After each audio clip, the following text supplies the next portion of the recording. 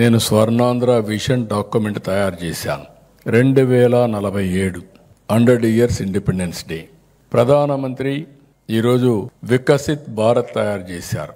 మనం స్వర్ణాంధ్రప్రదేశ్ విజన్ తయారు చేసుకున్నాం. ఈ స్వర్ణాంధ్రప్రదేశ్ విజన్లో ప్రతి ఒక్కరి ఆదాయం ఆ రోజుకి మీరు ఒక్కసారి చూస్తే దగ్గర 50 లక్షల నుంచి 55 లక్షల రూపాయలు ఉంటుంది తలసరి ఆదాయం.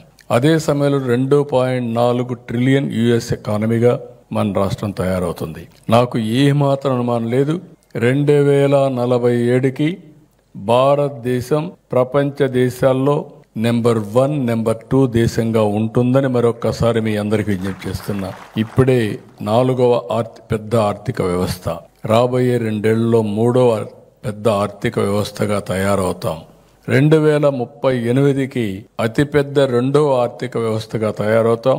2047కి మనం నెంబర్ 1 కావాల్సిన అవసరం ఉందని చెప్పి కూడా నేను మీకు తెలియజేస్తున్నా. అదే మరిగా తెలుగు జాతి వరకు, ఆంధ్రప్రదేశ్ రాష్ట్రం వరకు అన్ని రంగాల్లో 2047కి భారతదేశానికి నెంబర్ 1 రాష్ట్రంగా తయారు చేసే బాధ్యత మనందరిపైన ఉందని చెప్పి కూడా మీ అందరికీ తెలియజేస్తున్నా.